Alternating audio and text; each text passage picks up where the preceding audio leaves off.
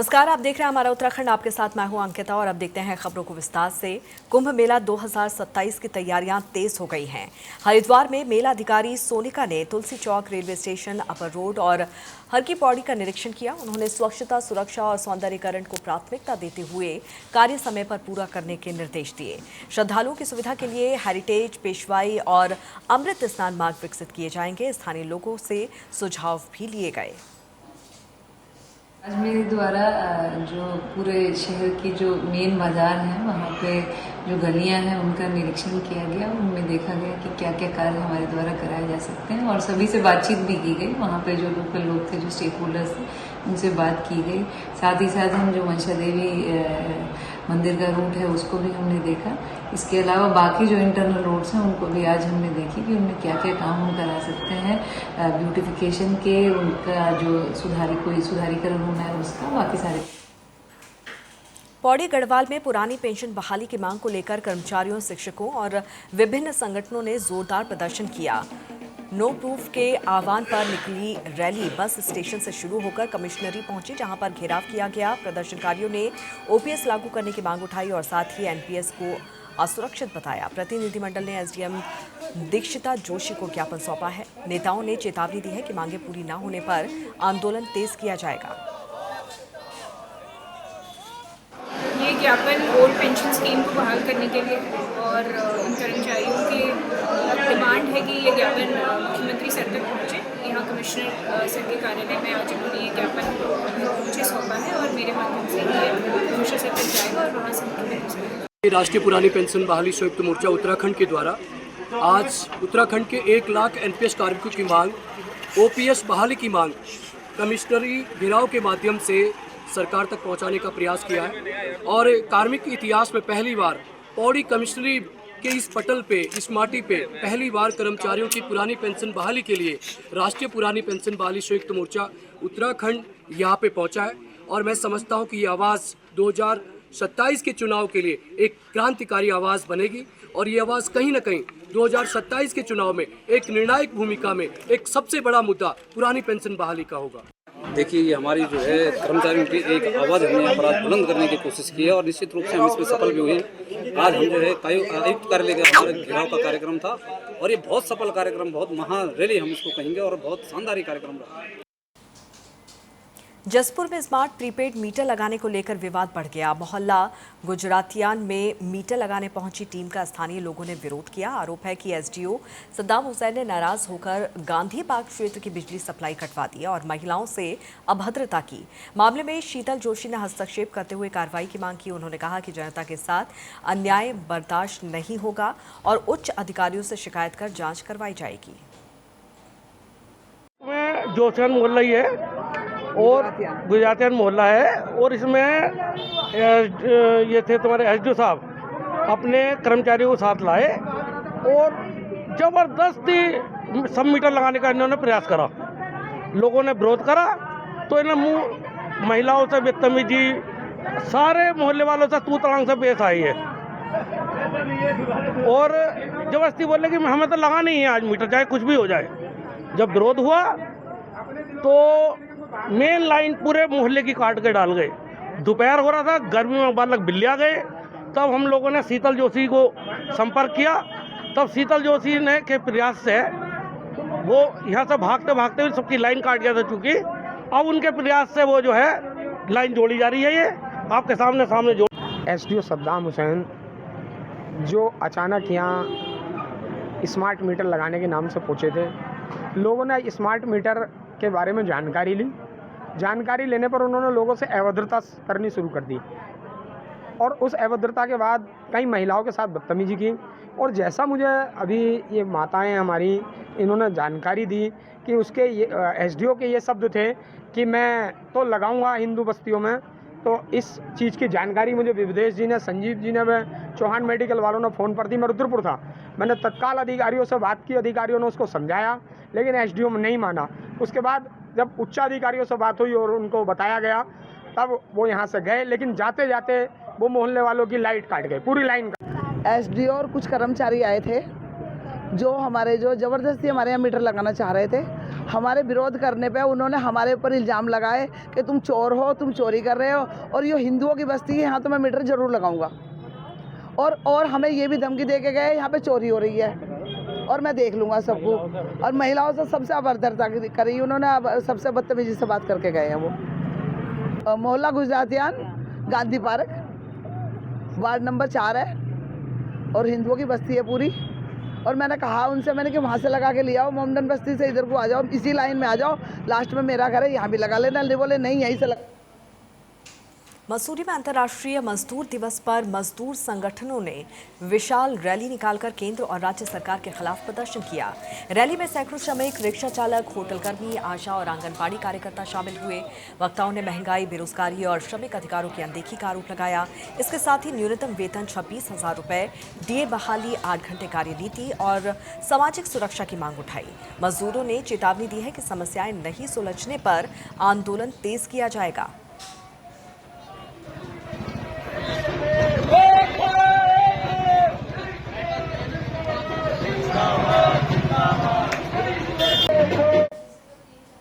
Police ने operation प्रहार के तहत बड़ी कार्रवाई करते हुए मैंगलोर क्षेत्र से जुड़े कार चोरी मामले में हरियाणा के 2 शातिर चोरों को गिरफ्तार किया है। आरोपियों ने कार चुराई और भागते हुए कई टोल बैरियर तोड़ दिए। पुलिस टीम ने हरिद्वार से लेकर हरियाणा तक लगभग 419 सीसीटीवी फुटेज खंगालकर आरोपियों को धर दबोचा और आगे की कार्रवाई शुरू कर दी है। जी, कुछ दिन पहले गुड़ मंडी मंगलोर से एक जो इको फोर्ड कार है उसको कुछ लोग जो है वो छीन के ले गए थे, मतलब चोरी करके ले गए थे। और जैसे ही पुलिस में शिकायत दी, पुलिस ने तुरंत कार्रवाई करते हुए और उसमें टीमें डिप्लॉय की और वो टीमों ने लगातार उनका पीछा किया। और जैसा कि पता लगा कि उन्होंने बहुत सारे जो टोल हैं उसको वो तोड़ के और जो है वहाँ से जो है भाग के गए। तो सीसीटीवी कैमरे को ढूंढते ढूंढते पहले हम दिल्ली पहुँचे टीम के बाद, उसके बाद में फिर जो है पानीपत से उस गाड़ी को रिकवर किया गया। और साथ में जिस गाड़ी में वो लोग आए थे और वो एक स्विफ्ट कार थी, तो उसको भी वो लोग आगे पीछे मतलब छुपाते हुए ले गए थे, तो उसको भी जो है रिकवर किया गया। और 2 लोग जो अपराधी पानीपत के रहने वाले हैं उन दोनों को भी गिरफ्तार करके लाया गया। लालकुआ पंतनगर के जंगल में एक बेकाबू हाथी ने 72 वर्षीय महिला को पटक पटक कर मार डाला, जिससे इलाके में दहशत फैल गई। 72 घंटे में ये तीसरा मौत का मामला है। महिला लकड़ी बीनने के लिए गई हुई थी, तभी हाथी ने महिला के ऊपर हमला कर दिया। सूचना पर वन विभाग और पुलिस मौके पर पहुंचे। शव को पोस्टमार्टम के लिए भेज दिया गया है। वन विभाग ने लोगों से जंगल न जाने की अपील की है। पूर्व विधायक राजेश शुक्ला ने परिवार से मिलकर हर संभव मदद का भरोसा दिया है। जो खड़े हैं वो टांडा रेंज का गंगापुर पटिया का N1 क्षेत्र है और ये आबादी से बहुत ज़्यादा दूर नहीं है, नज़दीक का ही क्षेत्र है। और इसके नज़दीक में झा कॉलोनी की रेजिडेंट थी जो अभी जिनकी डेथ हुई है अनफॉर्चुनेटली। और वो 2-3 ऐसा बताया जा रहा है कि 2-3 महिलाओं के साथ जलौनी के लिए जंगल आई थी, तभी एक हाथी उन्होंने देखा और महिलाएं तो सफलतापूर्वक वहाँ से भाग गई, लेकिन ये इनको हाथी ने पकड़ा और उनकी अनफॉर्चुनेटली इस घटना में डेथ हो गई है। तो सारी घटना यही है। और यहाँ पर अभी काफ़ी संख्या में हमारे ग्रामीण भाई लोग भी यहाँ पर भाई बहन भी आए हुए हैं। हमने उनसे व्यक्तिगत रूप से भी अनुरोध किया है और आपके मार्फत भी अनुरोध कर रहे हैं कि जलौनी की जो भी स्थानीय लोगों की आवश्यकता है वो हमको बताएं, तो हम लोग विभागीय तरीके से उनके घर पर ही जलौनी की व्यवस्था करवाएंगे। निकला, माँ बोली कि भागो बच्चों, हाथी आ गई। हम लोग खत्ते की तरफ भागे और माँ रास्ते से भागी, माँ को हाथी मार दिया। आप कितने लोग थे? 3 लोग। आपका नाम क्या है? मैना देवी। कहाँ की रहने वाली हैं? जौ कॉलोनी। क्या करने आए थे यहाँ पे? लकड़ी लेने। गैस मिली नहीं रहा सर, क्या करें। कितने बजे की बात है? 12 बजा होगा। आज छुट्टी था, हम लोग को तो चले आए। घटी हमारे नगर में जो हमारा मस्जिद कॉलोनी संजय कॉलोनी का जो क्षेत्र है जो बंद क्षेत्र से लगा हुआ है, यहाँ की हमारी माता जी मैना देवी जी लगभग 70 साल की उम्र की रही होंगी। हमारे इनकी कृष्ण कुमार जी की माता जी है, वो जंगल में लकड़ी लेने के लिए आई होंगी। यहाँ दुर्भाग्यपूर्ण घटना घट गई है जिसमें ऐसा बताया जा रहा है कि हाथी से रौंद दिया गया उनको, जिससे उनकी मौत हो गई है। बहुत ही दुर्भाग्यपूर्ण है, बहुत ही संवेदनाएँ सबकी हैं। जंगल कोई वैसे नहीं आता, किसी गरीबी के कारण ही तो लकड़ी लेने घास लेने आता। सरकार भी इसके प्रति बहुत जागरूक करती रहती है लोगों को कि भाई आप वन्य जीवों से बच के रहें। फिर भी दुर्घटनाएं हो जाती हैं। और इसके लिए मैं आभारी हूँ मुख्यमंत्री जी का कि उन्होंने वन्य जीवों के द्वारा जिन लोगों की मौत होती है उनकी राशि को भी हाल ही में बढ़ाया है, 6 लाख से बढ़ाकर 10 लाख किया है। अभी हमारे रेंजर साहब बता रहे थे कि फौरी तौर पर हम लोग 10,000 रुपये उनके दाह संस्कार के लिए देंगे और 10 लाख रुपए की जो रकम बाकी होगी उनको फिर प्रोसीजर अपनाने के बाद पोस्टमार्टम होगा, फिर रिपोर्ट जाएगी, उसके बाद उनको दिया जाएगा। हम सब इस दुख की घड़ी में इस परिवार के साथ खड़े हैं, सारा समाज खड़ा है। लेकिन फिर भी मैं लोगों से आपके चैनल के माध्यम से कहना चाहूँगा कि अपने प्रियजनों को, अपने परिवार के लोगों को जंगल के अंदर ना भेजें। मेरा नाम श्रीमती मैना देवी और करीब 1 बजे 12:30-1 बजे करीब आई थी। 2-4 लोग आज छुट्टी थी तो इस वजह से आई थी थोड़ा लकड़ी लेने के लिए और यहाँ पे हाथी मिल गया। हाथी ने सर दबा दिया और जब हम ढूंढने के लिए बताया लोगों ने तो हम आए जब इधर को तो हाथी यहाँ खड़ा था सर, एक अकेला हाथी था। कितनी उम्र है इनकी? इनकी उम्र होगी सर करीब 75 प्लस होगी। कहाँ के रहने वाले हैं? झाग कॉलोनी के। अभी प्रशासन से क्या कहना सर, जो होगा आर्थिक सहायता जो भी करते हैं विधायक जी ने आश्वासन दिया है, जो भी होगा करा जाएगा आपके साथ। ठीक। बुग्गावाला के बंजारेवाला गांव में दर्दनाक हादसे में 12 वर्षीय बच्चा मगरमच्छ का शिकार बन गया। स्टोन क्रैशर के पास पानी में छिपे मगरमच्छ ने बच्चे पर हमला कर उसे खींच लिया। घटना से इलाके में दहशत फैल गई। सूचना पर पहुंची पुलिस ने शव बरामद कर पोस्टमार्टम के लिए भेज दिया है। पुलिस ने ग्रामीणों को जल भराव और नदी क्षेत्रों से दूर रहने की सलाह दी है। वहीं इस घटना के बाद से परिजनों का रो रो कर बुरा हाल है और गाँव में शोक का माहौल है।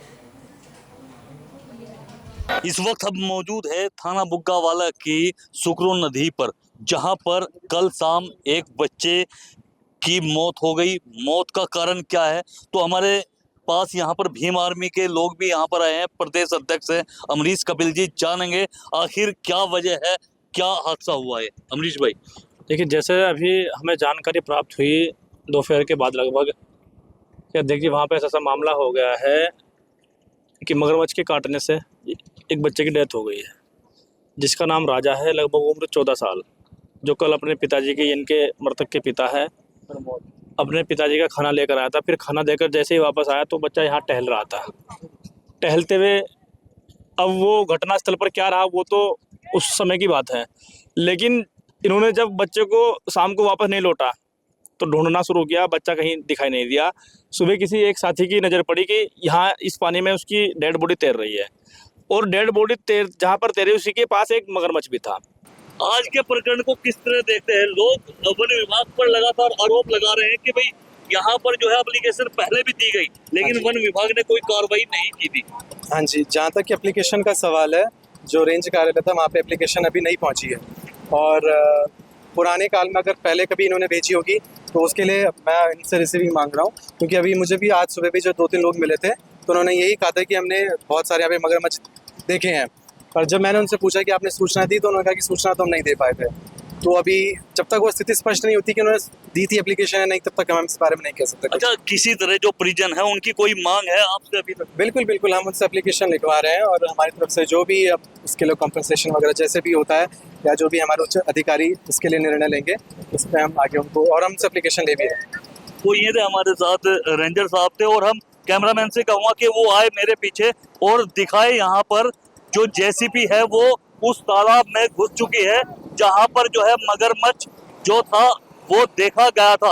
हालांकि एक बार दिखने के बाद मगरमच्छ जो था वो कहीं ना कहीं अदृश्य हो गया और यहाँ से पहले जो देखा गया था, लेकिन लगातार यहाँ पर वन विभाग की जो टीम थी लगातार रेस्क्यू करने में यहाँ पर लगी थी। अब सवाल इस बात का है कि आखिर कब तक वन विभाग की टीम रेस्क्यू कर पाती है, ये अपने आप में एक बड़ा सवाल होगा। अपना कैमरा पर्सन के साथ मैं करम राजपूत, भगवानपुर।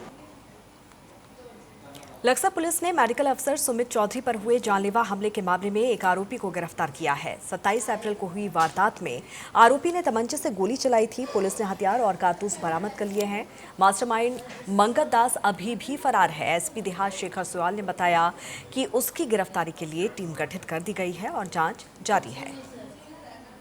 खुलासा किया है 27 तारीख को एक डॉक्टर के परिवार पर जानलेवा हमला हुआ था। उसमें जो हमलावर था वो अनआइडेंटिफाइड था। सीसीटीवी को स्टडी करके सर्विलेंस की मदद से हम अगल बगल के लोगों से पूछताछ के बाद हमें एक संदिग्ध मिला था, उस पर लगातार काम करके कल हमारी लक्सर थाना पुलिस ने शुभम सैनी नाम के व्यक्ति को अरेस्ट किया, जिसके पास से वो बाइक रिकवर हुई जो पिछले काफी दिनों से डॉक्टर के परिवार को रेकी कर रही थी, और एक 315 बोर का देसी तमंचा विद बुलेट रिकवर हुआ है। और जो हमें वहां से खोके मिले उससे इस बात को तस्दीक हो रहा कि वही तमंचा है। तो थाना पुलिस ने एक बहुत बढ़िया बेहतरीन काम वर्कआउट किया है। सोशल मीडिया पर अभद्र टिप्पणी को लेकर आजाद समाज पार्टी के कार्यकर्ताओं ने अब झबरेड़ा थाने में प्रदर्शन किया और ज्ञापन सौंपा। आरोप है कि एक व्यक्ति ने चंद्रशेखर आजाद पार्टी कार्यकर्ताओं के खिलाफ आपत्तिजनक टिप्पणी की थी और धमकी दी थी। इससे कार्यकर्ताओं में आक्रोश है। पुलिस ने जांच कर सख्त कार्रवाई का आश्वासन दिया है और कहा है कि माहौल बिगाड़ने वालों पर नियमानुसार कार्रवाई होगी। 5/2026 को भारत एकता मिशन व आज़ाद समाज पार्टी कचराम के माध्यम से जो ज्ञापन झबरेड़ा थाना में इंस्पेक्टर विजय सिंह को दिया गया है, हमारा उद्देश्य यह है कि जो राष्ट्रीय उपाध्यक्ष बजरंग दल वाहिनी का कोई सदस्य है और वो भी हमारी भारत एकता मिशन के राष्ट्रीय अध्यक्ष व नगीना सांसद एडवोकेट चंद्रशेखर आज़ाद जी को गाली गलौज कर रहा है, वह माननीय महक सिंह जी को भी गाली गलौज कर रहा है, वह संपूर्ण बहुजन समाज व मुस्लिम समाज को टारगेट करके गाली गलौज कर रहा है। इसी के माध्यम से हमने जो ज्ञापन दिया गया है। पिछले 2 दिन से एक वीडियो वायरल हो रही है जो राष्ट्रीय वाहिनी बजरंग दल का एक राष्ट्रीय उपाध्यक्ष मनोज कुमार के द्वारा एक वीडियो वायरल हो रही, जो हमारे भाई महक सिंह हैं, यहाँ उत्तराखंड की जान है, उनके खिलाफ उल्टे सीधे बयान अपशब्द का इस्तेमाल कर रहा है।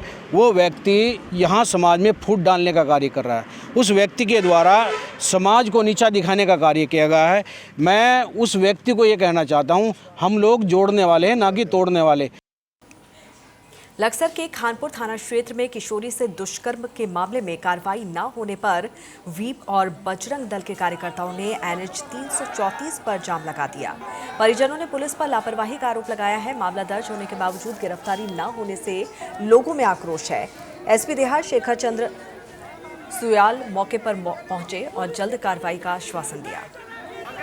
एक तहरीर थाना खानपुर को मिली थी, इंस्पेक्टर ने मुझे भी अपडेट किया था, जिसमें एक पीड़िता हैं जिन्होंने बताया था कि कोई परिचित व्यक्ति जिससे उनका बातचीत था, उनके साथ कुछ छेड़खानी या ऐसे कुछ तथ्य उन्होंने हमें तहरीर में दिए हैं। मुकदमा कल रात ही दर्ज कर लिया गया है। पीड़िता और उसके परिजनों से हम पूछताछ और जो लीगल एविडेंस जो हम कलेक्ट करते हैं वो हम कलेक्ट कर रहे हैं।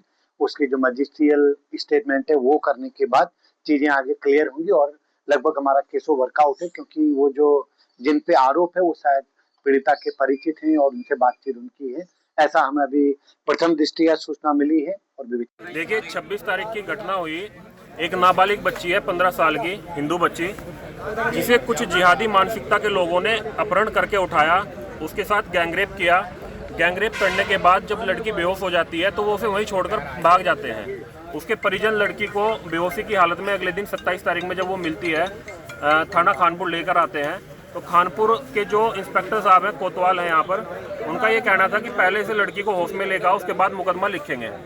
तो कहीं ना कहीं पुलिस पर भी सवालिया निशान है कि इस प्रकार के बयानबाजी उनके द्वारा की गई और मुकदमा जो है 3 दिन बाद विलंब से लिखा गया। देखिए आज यहाँ पर खानपुर थाने में सभी क्षेत्रवासी यहाँ बैठे हैं और अपने बजरंग दल के कार्यकर्ता और खानपुर क्षेत्र के जो पीड़ित परिवार भी यहाँ पर आज उपस्थित है।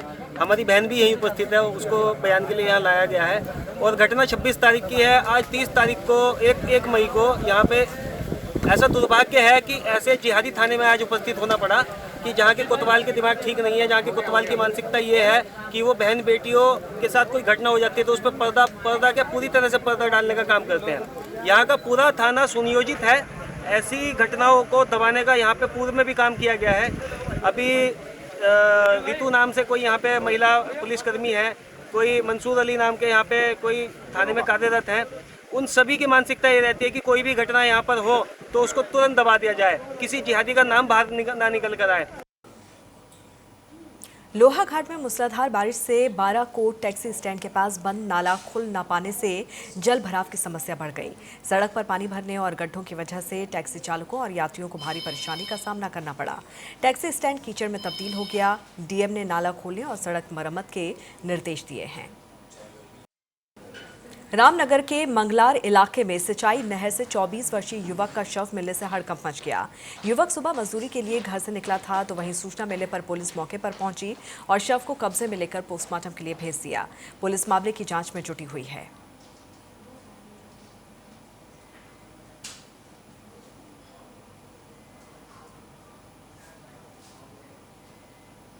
चंपावत के बाराकोट क्षेत्र में मूसलाधार बारिश से बादल फटने जैसे हालात बन गए। गधेरे में अचानक उफान आने से सड़क किनारे खड़े 3 वाहन मलबे में दब गए। भारी बारिश से फसलें, आम, लीची के बाग और पॉली हाउस पूरी तरह से तबाह हो गए। सड़क बंद हो गई और कुछ मकानों को भी नुकसान पहुंचा है। ग्रामीणों में दहशत फैल गई है। हालांकि जनहानि नहीं हुई। प्रशासन से मुआवजे की मांग की गई है।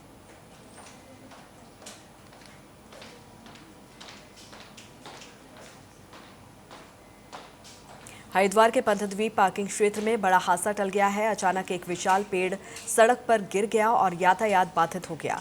सूचना मिलते ही फायर स्टेशन मायापुर की टीम मौके पर पहुंची और वुडन कटर की मदद से पेड़ को काटकर हटाया गया। राहत की बात यह रही कि कोई जनहानि नहीं हुई है। समय रहते कार्रवाई से बड़ा हादसा टल गया और यातायात दोबारा सुचारू कर दिया गया है।